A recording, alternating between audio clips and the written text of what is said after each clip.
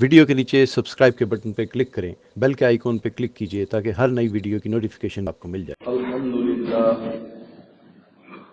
الحمد لله نحمده ونستعينه ونستغفره ونؤمن به ونتوكل عليه ونعوذ بالله من شرور أنفسنا ومن سيئات أعمالنا من يهده الله فلا مضل له ومن يضلل فلا هادي له ونشهد أن لا إله إلا الله وحده لا شريك له ونشهد أن سيدنا ومولانا محمدا عبده ورسوله صلى الله عليه وعلى آله وأصحابه وبارك وسلم تسليما كثيرا أما بعد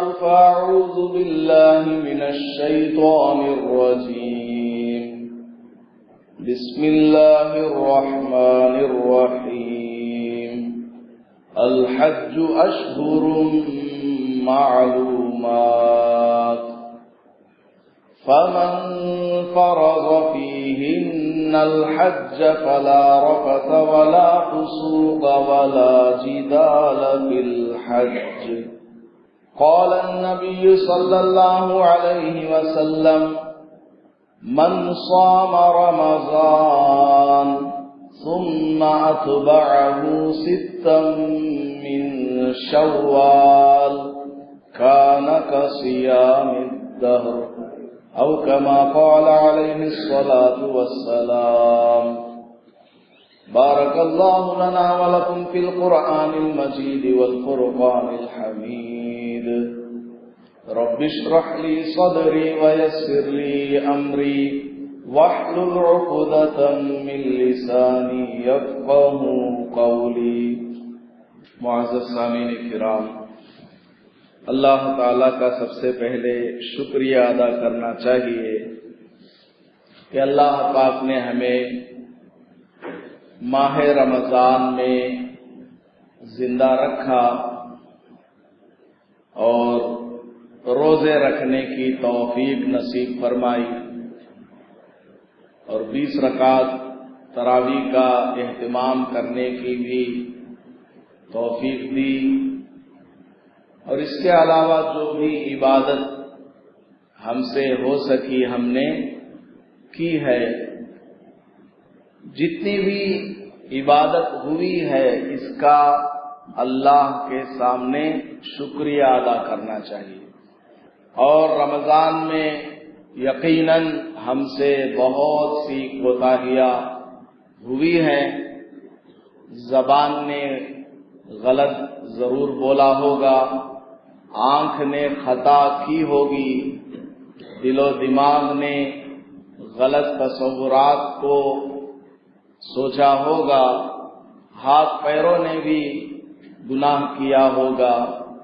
غرض ہے کہ جو بھی گناہ ہوا اس پر توبہ کرنا اور آئندہ کے لیے عزم کرنا کہ ہم برائیوں سے بچ کر کے رہیں گے۔ رمضان المبارک کے ختم ہونے پر اللہ پاک نے ماہ شوال کی پہلی تاریخ کو عید الفطر کا دن مقرر فرمایا ہے۔ چونکہ اس مہینے کی پہلی تاریخ کو عید منائی جاتی ہے، شوال کے پہلی تاریخ کو عید منائی جاتی ہے، اس لیے اس مہینے کا ایک نام عید کا مہینہ ہے۔ اور حدیث پاک میں آتا ہے، آپ صلی اللہ علیہ وسلم نے ارشاد فرمایا ہے کہ ماہ شوال چونکہ بندوں کے گناہوں کو اٹھانے کا مہینہ ہے، کیونکہ عید کے دن اللہ تبارک و تعالی فرشتوں سے پوچھتا ہے، یا ملائکتی ما جزاء اجیر وفى عملہ، اے میرے فرشتوں، میرے ان بندوں کا کیا اجر ہونا چاہیے جنہوں نے رمضان میں اپنا عمل مکمل کیا ہے، روزے رکھے، تراویح کا اہتمام کیا، اعتکاف ہے، نماز تہجد ہے، صدقہ فطر وغیرہ ہے۔ فرشتوں سے اللہ پاک سوال کرتا ہے عید کے دن۔ کیوں؟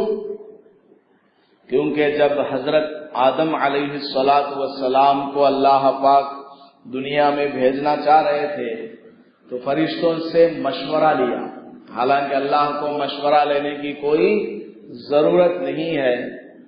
اللہ نے فرشتوں سے پوچھا کہ میں دنیا میں اپنا خلیفہ اور نائب بھیجنا چاہتا ہوں، تمہاری کیا رائے ہے؟ تو انسان کے آنے سے پہلے چونکہ زمین پر جنات رہا کرتے تھے اور جناتوں نے بہت زیادہ خون خرابہ کیا ہوا تھا۔ بعض کتابوں میں لکھا ہے کہ انسان کے آنے سے تقریباً 8000 سال پہلے سے ہی جنات دنیا کے اندر موجود تھے، انہوں نے بہت زیادہ فساد مچایا ہوا تھا۔ تو فرشتوں نے دیکھا کہ ایک کو بھیجا تھا دنیا میں، انہوں نے کوئی خاص اللہ کی بندگی نہیں کی، فتنہ اور فساد مچایا ہے، اب دوسرے کو اللہ بھیجنا چاہتا ہے انسان کی شکل میں۔ تو فرشتوں نے اللہ سے کہا اَتَجْعَلُ فِيهَا مَن يُفْسِدُ فِيهَا، اے اللہ کیا آپ دنیا میں ایسے انسان کو بھیجنا چاہتے ہیں جو دنیا میں جا کر فساد بپا کرے گا، خون خرابہ کرے گا، ایسے کو آپ بھیجنا چاہتے ہیں؟ وَيَسْفِكُ الدِّمَاءَ، تو اللہ پاک نے فرمایا تھا اس وقت میں کہ میں جو جانتا ہوں تم نہیں جانتے۔ بہرحال اللہ نے حضرت آدم علیہ السلام کو پیدا کیا اور دنیا میں بھیجا، اور یہ سلسلہ چلتے چلتے آج ہم اور آپ دنیا میں موجود ہیں۔ تو مسلمانوں کی اور ایمان والوں کی عبادت کو دیکھ کر اللہ پاک فرشتوں سے سوال کرتا ہے، تم نے تو کہا تھا کہ یہ دنیا میں جا کر کے فساد کریں گے، خون خرابہ کریں گے، قتل و غارت گری کریں گے، اب بتاؤ میرے بندوں نے رمضان میں عبادتیں کی ہیں، روزے رکھا ہے، تراویح پڑھی ہے، زکوٰۃ دی ہے، صدقہ فطر دیا ہے، اعتکاف کیا ہے، نماز تہجد کا اہتمام کیا ہے، سحری اور افطاری میں غریبوں کو کھلایا پلایا ہے، مساجد کو بھی دیا، مدارس کو بھی دیا، غریب رشتہ داروں کو بھی دیا، دوست و احباب پر بھی اپنا مال خرچ کیا ہے، اور یتیموں، بیواؤں، مساکین اور فقراء پر، مسافر پر اپنا مال خرچ کیا ہے۔ دیکھو اتنے نیک اعمال میرے بندوں نے کیا ہے، ما جزاء اجیر وفا عملا، اے میرے فرشتوں بتاؤ میرے ان بندوں کا کیا اجر ہونا چاہیے، تم بتاؤ، کیونکہ تم نے اعتراض کیا تھا ان پر، اب تم دیکھ رہے ہو۔ تو فرشتے کہتے ہیں جزاؤہ ان یوفا اجرہ، اے اللہ اس بندے کا اجر تو یہ ہے کہ اس کو مکمل ثواب دیا جائے، مکمل بدلہ دیا جائے، ذرا برابر بھی اس میں کوئی کمی نہ ہو، مکمل بدلہ دے دیجیے۔ تو اللہ پاک فرماتا ہے اے میرے فرشتوں، ان لوگوں نے اپنے گھروں کو چھوڑا اور عید کی نماز پڑھنے کے لیے میدان میں نکل آئے، وَعِزَّتِي وَجَلَالِي وَكَرَمِي وَعُلُوِّي وَارْتِفَاعِ مَكَانِي، 5 مرتبہ قسم کھا کر کے بول رہا، میری عزت کی قسم، میرے جلال کی قسم، میری بخشش اور مغفرت کی قسم، میرے علو شان یعنی میں بہت بڑا بلند ہوں اس کی قسم، اس بلندی کی قسم، اور وارتفاع مکانی، اور میرا جو مقام ہے، مرتبہ ہے، وہ بہت بلند ہے، اس کی قسم 5 مرتبہ قسم کھا کر کے کہتا ہے میرے بندوں کو میں نے آج کے دن مغفرت کر دیا ہے، آج کے دن میں نے اپنے بندوں کو معاف کر دیا ہے۔ فقد غفرت لکم، بندوں سے اللہ پاک مخاطب ہو کر کے کہتا ہے میں نے اپنے بندوں کو معاف کر دیا ہے۔ ارجعوا فقد غفرت لکم، اپنے گھروں کو خوشی خوشی لوٹ جاؤ، میں نے تمہاری مغفرت کر دی ہے۔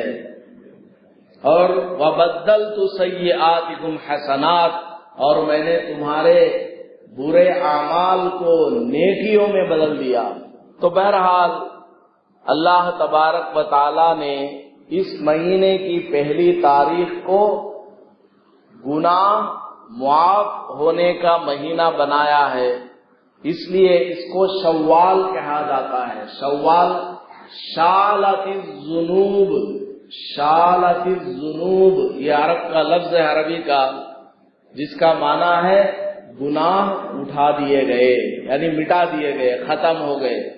تو اس مہینے کی پہلی تاریخ کو عید الفطر منائی جاتی ہے اور گناہ اٹھا دیے جاتے ہیں، اس لیے اس مہینے کا نام شوال ہے، کثرت سے گناہوں کی بخشش کا مہینہ ہے۔ اس مہینے کی ایک خاص خصوصیت کیا ہے؟ عید الفطر اور گناہوں کی بخشش والے دن ہونے کے علاوہ اللہ پاک نے قرآن مجید میں ارشاد فرمایا الحج اشہر معلومات، حج کے 3 متعین مہینے ہیں، حج کے 3 مہینے ہیں، ایک شوال ہے ابھی جو چل رہا ہے، اور ایک ذی قعدہ ہے جو اس کے بعد آنے والا ہے، اور ایک ذی الحج ہے جو اس کے بعد آنے والا ہے۔ اور ذی الحجہ کا پورا مہینہ نہیں بلکہ شروع کے 10 بلکہ 11 12 13 دن تک، یہ سب کیا ہے؟ حج کے ایام ہیں۔ کیوں حج کے ایام ہے؟ ماہ شوال میں تو حج نہیں ہوتا، ذی قعدہ میں بھی حج نہیں ہوتا، ذی الحجہ میں بھی 8ویں تاریخ کو حج شروع ہوتا ہے، ذی الحجہ میں 8ویں تاریخ کو حج شروع ہوتا ہے، 7ویں تاریخ کے شام کو کہہ لیجئے، اور ختم ہوتا ہے 12 کو یا 13 کو۔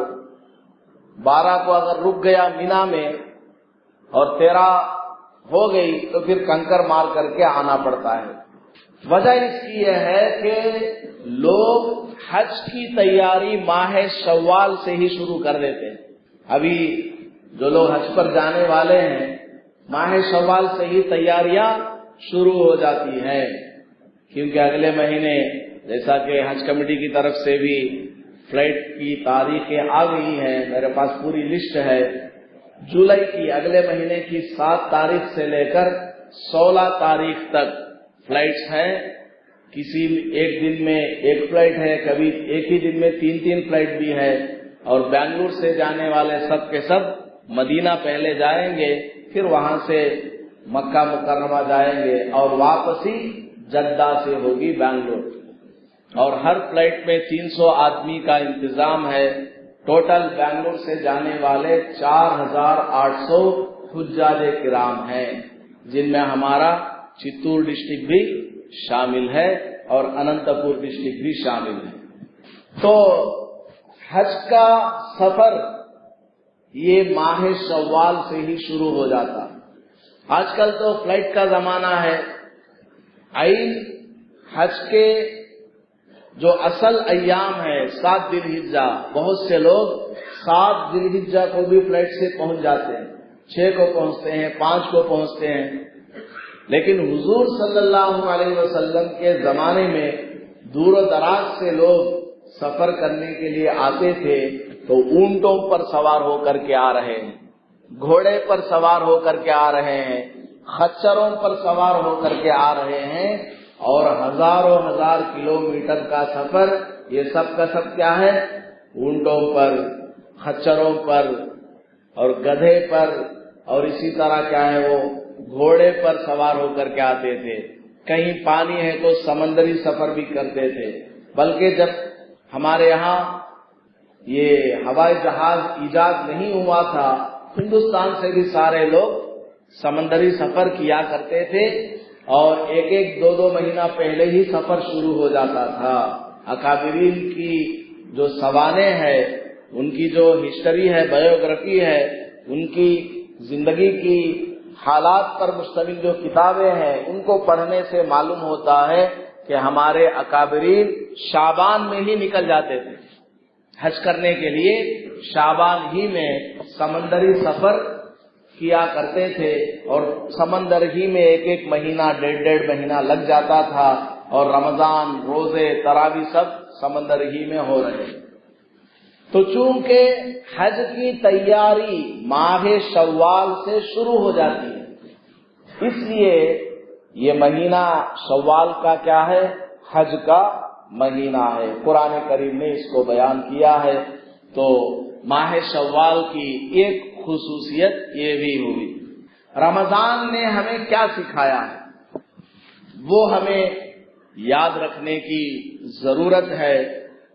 رمضان نے آ کر ہمیں سحری کے وقت میں گناہوں سے بچنے کا طریقہ سکھایا. سحری کے وقت میں آدمی سحری کر رہا، سحری کرتے کرتے کرتے 4:20 ہو گئے ہمارے علاقے کے حساب سے. تو کان میں آواز آتی ہے، اللہ تعالی مؤذن کے دل میں بات ڈالتا ہے، اعلان کرو کہ سحری کا وقت ختم ہو چکا ہے، سحری کھانا بند کرو. تو مؤذن اللہ کی طرف سے منادی بن کر کے اعلان کرتا ہے، یا آدمی خود گھڑی دیکھ کر کے، ٹائم ٹیبل دیکھ کر کے سمجھ جاتا ہے کہ اب وقت ختم ہو چکا، میرے اللہ کا فرمان آ چکا ہے کہ اب سحری بند کرنا ہے. سامنے چاہے بریانی رکھی ہوئی ہو، سامنے چاہے لذیذ کھانا رکھا ہوا ہو، خود دال روٹی کھا رہا تھا، اچانک پڑوسی کے یہاں سے بہترین مرغن سالن آ گیا، بریانی آ گئی، بہترین قسم کی مٹھائی آ گئی، فالودہ آ گیا، کاجو کشمش پستہ وغیرہ ڈلا ہوا وہ سب آ گیا، اور کولڈ ڈرنک پیش کر دیا گیا. لیکن وقت دیکھتا ہے کہ 4:20 ہو گیا ہے. اب میرے اللہ نے کھانا کھانے سے منع کیا ہے، ایک گھونٹ بھی پانی پینا میرے لیے اب جائز نہیں ہے. بندہ نہیں کھاتا. 1000 روپے لے لو کھا لو، نہیں کھاتا، نہیں اب وقت ختم ہو گیا ہے، میرے اللہ نے منع کر دیا ہے کہ اب نہیں کھانا، اب میں نہیں کھاؤں گا.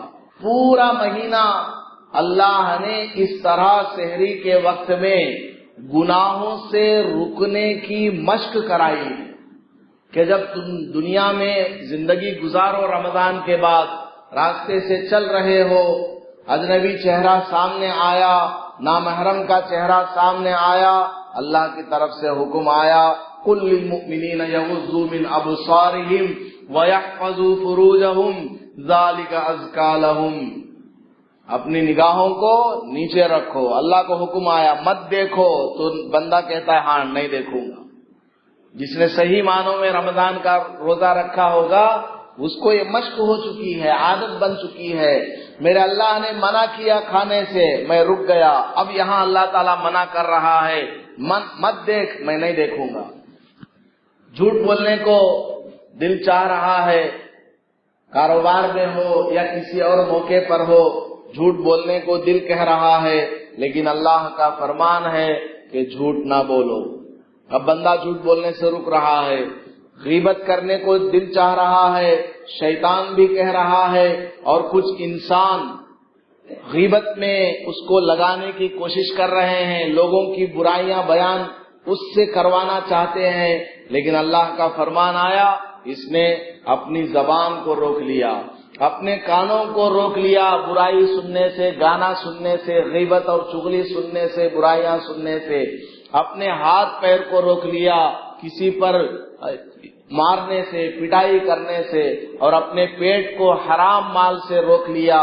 یہ سب کیا ہے؟ رمضان نے ہمیں سکھایا ہے. سحری کے وقت میں جس طرح انسان تو نے اپنے آپ کو اللہ کے کہنے پر کھانے پینے سے اپنے آپ کو روکا ہے، اسی طرح پوری زندگی اپنے آپ کو گناہوں سے روک. یہ ہمیں رمضان نے سحری کے وقت میں سکھایا. اور افطاری کے وقت میں کیا سکھایا اللہ نے؟ नेक कामों में आगे बढ़ना। इफ्तार का वक्त हुआ, 6:40 हो गए, अल्लाह ने मुअज्जिन के दिल में बात डाली, ऐ मुअज्जिन ऐलान करो कि बंदे खाने में लग जाए, खाना शुरू करे। या बंदे ने घड़ी देखी, टाइम हो गया 6:40, अब चाहे वो दुनिया का कोई भी काम कर रहा हो, कितना ही इम्पोर्टेंट मीटिंग के अंदर बैठा हुआ हो, वो 1 सेकंड परमिशन ले लेता है, इफ्तार का टाइम हो गया, मुझे बिस्मिल्लाह पढ़ने दो, 1 घूंट पानी कम से कम पी लेने दो, मेरे अल्लाह का हुक्म आया है, अब मैं इफ्तार के अलावा कोई दूसरा काम नहीं कर सकता। पूरा महीना मोमिन को अल्लाह ने इस तरीके से मश्क कराई है कि मेरा हुक्म आते ही उसको पूरा करो। अब पूरी जिंदगी इसी तरह बंदे को गुजारना है। अल्लाह का हुक्म आया, हय्या अलस्सलाह, आ जाओ नमाज की तरफ, तो बंदे को क्या करना, सारी दुनिया का काम छोड़कर नमाज में लग जाना, मस्जिदों को निकल पड़ना। अगर मस्जिद पास नहीं है, वहीं पर जहां पर वो है, सारी दुनिया को अल्लाह ताला ने हमारे लिए मस्जिद बना दिया है। कहीं भी पाक जगह मिल गई आपको, वहां पर आप मुसल्ला बिछाकर या जमीन पर ही आप नमाज पढ़ सकते हैं। अल्लाह का हुक्म आया, हज करो, तुम्हारे पास माल है तो हज करना चाहिए। अल्लाह का हुक्म आया कि तुम सदका खैरात करो, सदका खैरात करना चाहिए। गर्ज है कि अल्लाह तबारक व तआला ने सहरी के वक्त में गुनाहों से रुकने का तरीका सिखाया और इफ्तारी के वक्त में नेक कामों में आगे बढ़ने का तरीका सिखाया है। 1 महीना इस तरह बंदे को ट्रेनिंग दी है। अब पूरे साल इस पर अमल करना है, पूरे साल इसके ऊपर अमल करना है, जैसे रमजान में हमने अमल किया। और रमजान ने हमें क्या सबक दिया है, रातों का जागना सिखाया। ऐ इंसान, तू भी रात को जाग सकता है, तेरे अंदर भी वो ताकत है। देखिए, सारे मुसलमानों ने रातों को जागा, तरावी पढ़ी और नमाज तहज्जुद का एहतमाम किया। कुछ नहीं तो कम से कम सहरी में तो उठा, सहरी खाने के बहाने उठा, 1 आधा घंटा तो पहले बेदार हो गया। तो अल्लाह तबारक व तआला हमें ये सिखाना चाहता है कि ऐ मेरे बंदे, तेरे अंदर सलाहियत है, एहसास कमतरी का शिकार ना हो, नेगेटिव ना सोचा करो, पॉजिटिव सोचो, तुम कर सकते हो। रमजान में तुमने किया, रात में सोने से पहले कुरान पढ़कर या कुरान सुनकर तुम सोए हो, अब सुबह में 3 साढ़े 3 बजे बेदार हो रहे हो, तुमने किया है। देखो, 1 महीना तुमने किया है, अब रमजान खत्म हो गया, क्या तुम्हारे अंदर से वो कैपेसिटी खत्म हो गई, वो सलाहियत क्या छीन ली गई? नहीं, तुम्हारे अंदर है, वही तुम इंसान हो, बदल नहीं गए। लिहाजा तुम क्या करो, पूरे साल इसी तरह सवेरे उठने की आदत डालो, रातों में उठो, तहज्जुद के वक्त में उठो।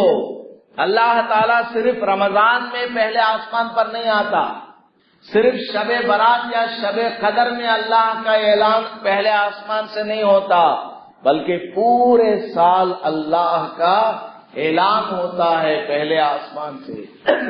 खास तवज्जो फरमाता है अल्लाह ताला आसमान दुनिया की तरफ, वहां से अल्लाह की तरफ से फरिश्ते ऐलान करते रहते हैं, है कोई बंदा अल्लाह से रोजी मांगने वाला, उठ जाओ, सारी दुनिया सोई हुई है, लेकिन तुम तो अल्लाह का नाम लेने वाले हो। तुम्हारी दुनिया बनेगी तो अल्लाह से, बिगड़ेगी तो अल्लाह से, तुम्हें सेहत मिलेगी तो अल्लाह से, बीमारी मिलेगी तो अल्लाह से।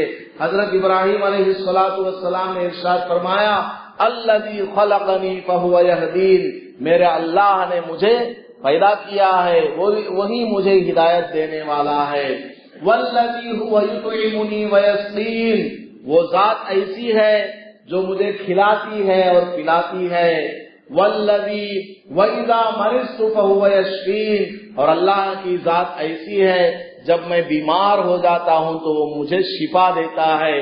वल्लज़ी युमीतुनी सुम्मा युहयीन, और अल्लाह ताला की जात वो है जो मुझे मौत भी देती है और जिंदा भी करती है।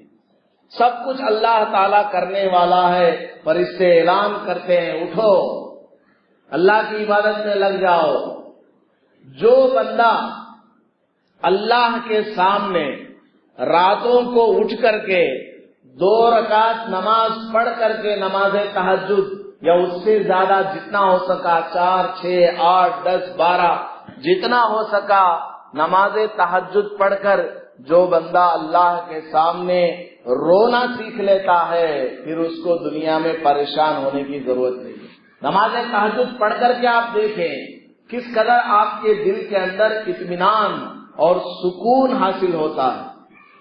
جسمانی اعتبار سے بھی آپ کو صحت حاصل ہوتی ہے سویرے اٹھ کر اس نماز کو پڑھنے سے، اور روحانی اعتبار سے بھی آپ کے دل کے اندر ایک کیفیت حاصل ہوتی ہے، ہمت حاصل ہوتی ہے کہ میں نے اپنے اللہ کے سامنے اپنی تمام ضروریات کو رکھ دیا ہے، اب میں صبح ہونے کے بعد کاروبار میں جاؤں گا، دنیا میں جاؤں گا، کورٹ کچہری میں جاؤں گا، لیکن مجھے کوئی ڈرنے کی ضرورت نہیں، کیونکہ پہلے ہی میں صبح میں اللہ کو سب بول کر کے آیا ہوں، مانگ کر کے آیا ہوں، مجھے کوئی ڈرنے کی ضرورت نہیں۔ تو راتوں کو اٹھ کر کے اللہ سے مانگنے کی عادت ڈالنا اللہ نے اس رمضان میں سکھایا کہ تم یہ کر سکتے ہو۔ رمضان بھر تم نے راتوں کو جاگا عبادت کی ہے، پورے سال تم کر سکتے ہو، کرو۔ یہ اللہ نے ہمیں سکھایا ہے۔ اسی طریقے سے رمضان کے اور بھی بے شمار اسباق ہیں۔ دیکھیے رمضان میں اللہ تعالیٰ نے کس طریقے سے کھلایا پلایا۔ آدمی نے کبھی سوچا نہیں کہ میں اتنا کھاؤں گا، نام اس کا بھوکا رہنے کا مہینہ ہے، لیکن آدمی اس میں 2 کلو اور موٹا ہو جاتا ہے کھا کھا کر کے، یا موٹا نہیں ہوتا لیکن کھانے کو کم از کم مل جاتا ہے، بہت کھا لیتا ہے۔ کس طرح اللہ تعالیٰ روزی پہنچا رہا ہے۔ تو جس اللہ نے رمضان میں تمہارے گھر روزی پہنچائی ہے وہی اللہ پورے سال تم کو روزی دیتا ہے۔ یہ سبق سکھایا گیا، اللہ پر بھروسہ کرو، عبادت کرو، پورے سال تمہارے اوپر اللہ کی جو جو ذمہ داریاں ہیں، ڈیوٹیز ہے، روزہ ہے، یہ نماز ہے، ان کو ادا کرو۔ صرف نماز کا نام دین نہیں ہے، پورا 24 گھنٹے والی ہماری جو زندگی ہے اس کو اللہ کے حکم کے مطابق اور نبی پاک صلی اللہ علیہ وسلم کے طریقے کے مطابق کرنا یہ دین ہے۔ شادی کر رہے ہوں وہ بھی اسلامی طریقے کے مطابق، کاروبار کر رہے ہوں وہ بھی اللہ کے حکم کے مطابق ہونا چاہیے۔ غرض ہے کہ جو بھی ہمارا کام دنیا کا ہو، دین کا ہو، اللہ کے اور اللہ کے رسول صلی اللہ علیہ وسلم کے حکم کے مطابق ہو، یہ اصل کرنے کا ہے۔ تو پورے سال ہمیں اسی طرح گزارنا ہے جیسے ہم نے رمضان میں گزارا ہے۔ اور بھی رمضان نے ہمیں اسباق دیے کہ مومن اس مہینے میں بہت پیسہ خرچ کرتا ہے، سحری میں کھلاتا ہے، افطاری میں کھلاتا ہے، زکوٰۃ کے نام پر دیتا ہے، صدقہ فطر کے نام پر دیتا ہے۔ تو پورے سال اسی طرح خیر کے کاموں میں مال لگانا۔ کبھی مسجد کا تقاضا آ گیا، کبھی مدرسے کا تقاضا آیا، کبھی غریب بچی کی شادی کا تقاضا آیا، کبھی اپنے رشتہ دار بہن بھائی اور پھوپھی کسی کا بھی کوئی معاملہ پیش آیا، حتیٰ کہ غیر مسلم بھائی بھی اگر محتاج ہو گیا اس کی بھی مدد کرنا۔ جائز کاموں میں غیر مسلم کی بھی مدد کرنے کا حکم شریعت دیتی ہے، حتیٰ کہ جانور بھی اگر آپ کو مل گیا اس کی بھی مدد کرنا۔ ایک عورت فاحشہ، زنا کرانے والی، غلط کاموں میں اپنے جسم کو استعمال کرنے والی عورت راستے سے چل رہی تھی، جنگل ہے، لیکن راستے میں اس نے کیا دیکھا؟ کتا پیاسا ہے، اتنا پیاسا ہے، پانی نہ ملنے کی وجہ سے وہ کیچڑ کو چاٹ رہا، اس سے جو تری محسوس ہو رہی ہے اس سے وہ اپنی زندگی کی آخری سانسیں لے رہا۔ اس بیچاری نے دیکھا، افسوس ہوا، دل میں بڑی تکلیف ہوئی، آخر یہ بھی تو ایک اللہ کی مخلوق ہے۔ اس نے کیا کیا؟ قریب میں کنواں تلاش کیا، کنواں ملا لیکن پانی بہت اندر ہے، تو اپنے جو دستانے یا موزے تھے چمڑے کے اس کو لیا، رسی سے باندھا، اپنے کپڑے سے باندھا اور لمبا اس کو کیا اور پانی نکالنا چاہا، پانی تک وہ پہنچ نہیں پایا تو اس نے کیا کیا، اپنی چوٹی سے باندھ لیا، اپنی چوٹی سے اس نے اس کو باندھ کر کے سر کو جھگا جھگا کر الٹا لٹک کر کے جیسا ہو سکا اس نے پانی نکالا، کنویں سے باہر نکال کر کے کتے کو پلایا۔ اللہ کو اس کا یہ عمل اتنا پسند آیا کہ اللہ نے اس کو معاف کر دیا، پوری زندگی کے گناہ کو معاف کر دیا اور جنت کا فیصلہ کر دیا۔ سمجھ میں آ گئی بات؟ تو جانور پر بھی رحم کھائیں گے، وہ بھی ضائع ہونے والا عمل نہیں ہے۔ یہاں رک کر کے ایک بات بتا دیتا ہوں، کتے کو پانی پلائے تو اللہ تعالیٰ معاف کر ڈالا ہے، نماز پڑھنے کی کیا ضرورت ہے؟ اب گلی میں اندرا نگر میں کتنے کتے ہیں، ان کو پانی پلانا شروع کر ڈالو، گھر میں 4-5 کتے لا کو پال لو، بلیاں کو لا کو پال لو، حضرت جمعہ میں بولے ہی کتے کو پانی پلا دیے تو مغفرت ہو گئی، نہیں، یہ مطلب نہیں ہے۔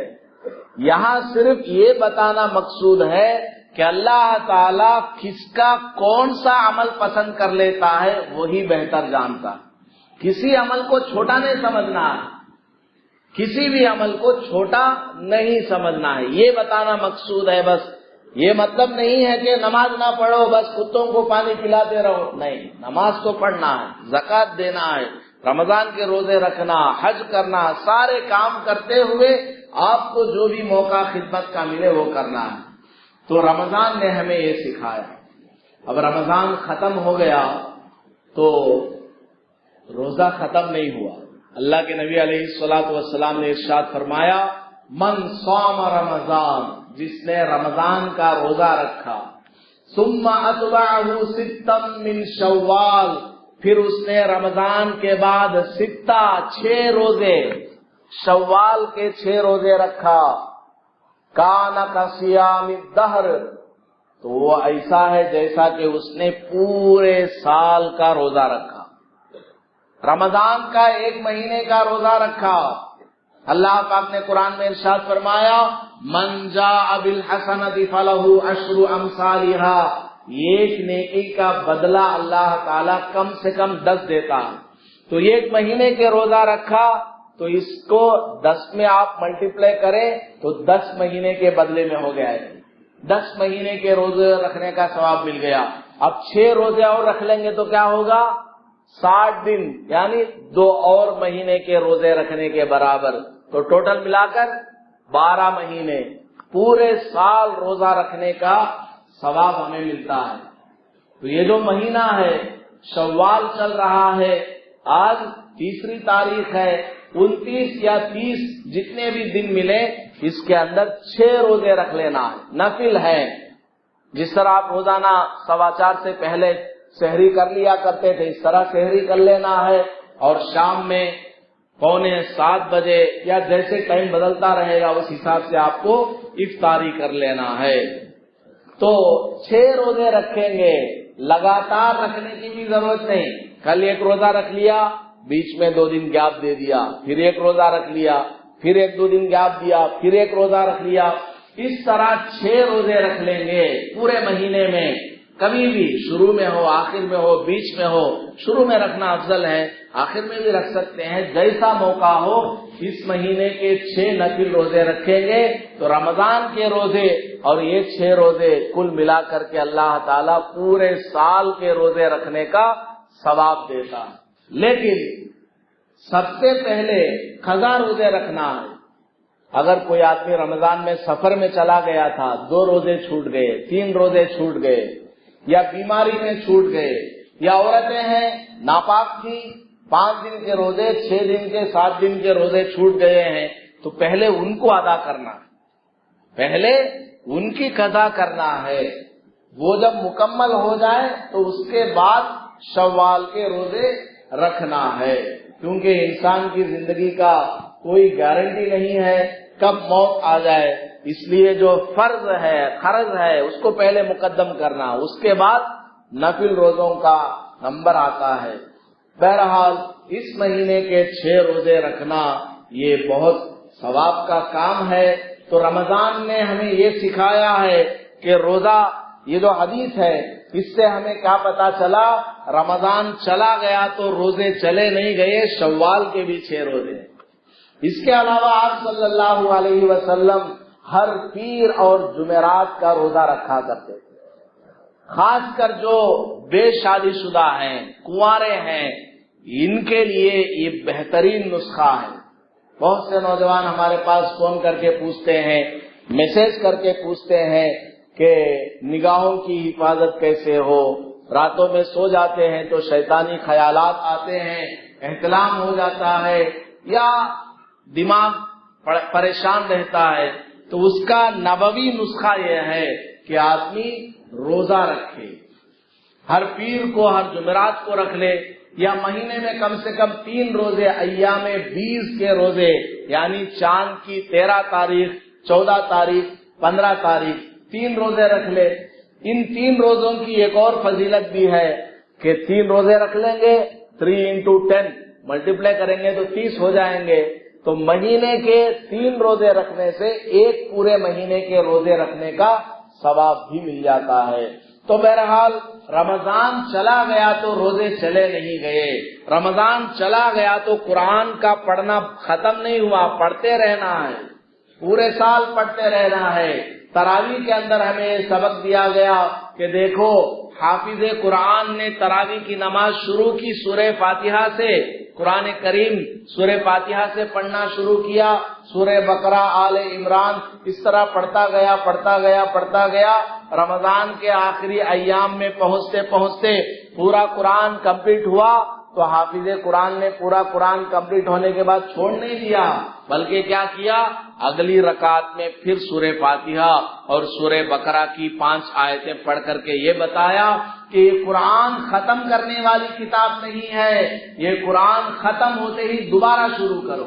تو رمضان کے روزے ختم نہیں ہوئے، شوال کے 6 روزے ہیں، ہر مہینے کے 3 روزے ہیں، اور اسی طرح ہر پیر اور جمعرات کا بھی روزہ ہے، اور قرآن بھی ختم نہیں ہوا، اس کی تلاوت کو ختم نہیں کرنا، پڑھتے رہنا پورے سال۔